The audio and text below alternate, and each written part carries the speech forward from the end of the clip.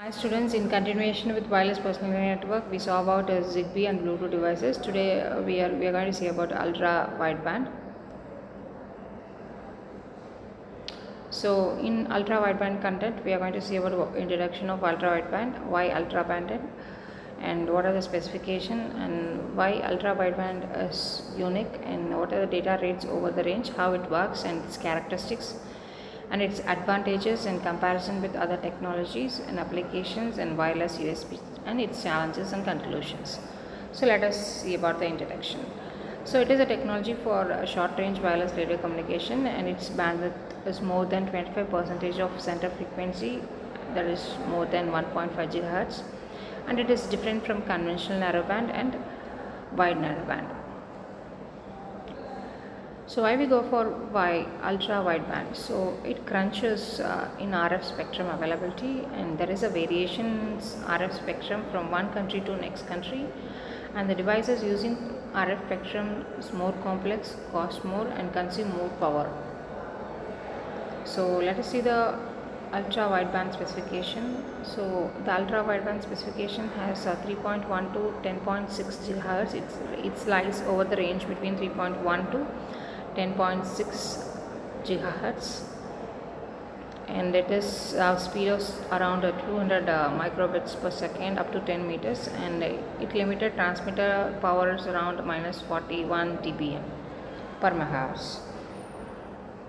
Next is why is ultra wideband is unique.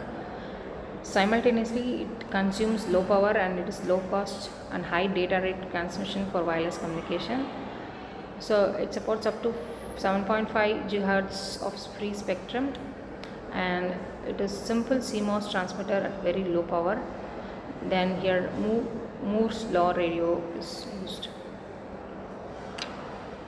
Next, this graph represent the theoretical data over rates over a range. So it is between the distance and speed. So it shows the throughput of potential at this short distance. So next, how it works. So it generation of extremely short digital pulse in a sub-nanosecond range, and it uses an extremely wide band of RF spectrum to transmit data. So here the red represent a narrow band signal, and the blue represent the spectrum signal, where the gray represent ultra wideband signal. Next is your ultra band characteristics. It is extremely low transmission energy and extremely difficult to intercept, and multipath immunity to fading, and it follows Shannon's channel capacity theorem. The next is the main advantages of UPM is something that it does not uses a traditional radio frequency carriers, and it is not a line of sight, and it reduces cost versus current wireless technology, and the channelization is something that the frequency sharing with other application. Next is your transmission of data in larger burst, and it can trade off the throughput for distance. Nowadays, the popular companies like Samsung, Huawei are working on UW, that is ultra wideband chips and antennas, and Apple become a first companies to include ultra wideband in their smart phone. Okay, so the main features of your ultra wideband is that it is a device using ultra wideband requires high data rate, and the communication through ultra wideband is more secure communication, and it is robust communication, have a larger process grain, and its largest bandwidth is around 500 megahertz, and it potentially high density use. So how it works, that is, once the two devices having ultra wideband enabled placed near to each other, it start ranging. So ranging is can also be considered as calculating time of flight between two devices. So the ultra band was also known as the pulse radio, and here it transformed in the form of pulse in wide range of spectrum, which is converted then into actual data by the receiver. So the rate of transformation of the pulses is one pulse for every 2 nanoseconds. So due to this process, the accuracy of ultra wideband is so high in real time.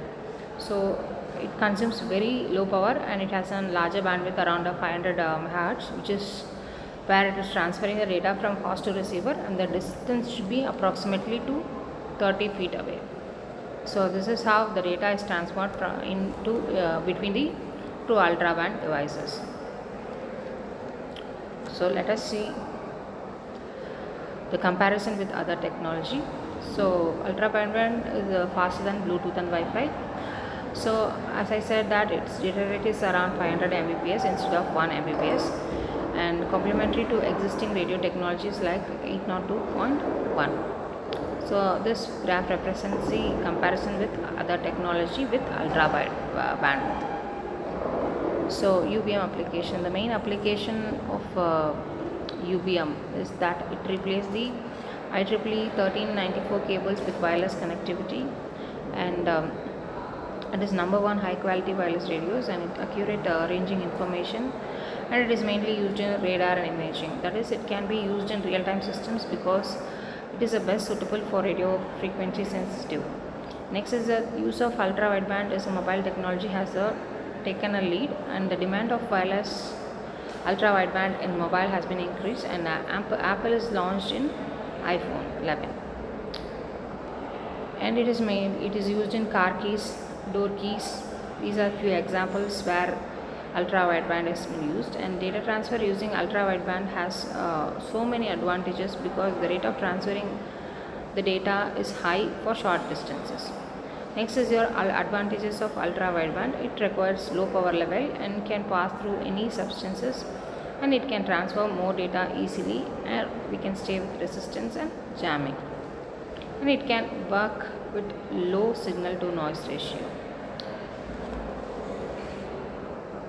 So next is your wireless USB. Wireless USB promotes a promoter group defined specification and backward compatibility, and targeted bandwidth is around 500 Mbps, and the connection is connection level security. Next, the challenges what we faced in your ultra bandwidth is something that interference with the other licensed band, and also the trade-off noises. These are the main challenges which we face in WMN. And the last is conclusion. It is well suitable for mainly for high speed transmission, that is within a short range of wireless personal network. It supports multimedia data transfers and offers data security, and it is a dominant player for FCC latency limitations. Thank you. If you have any clarity, if you have any doubts related to this topic, feel free to approach me. Thank you, students.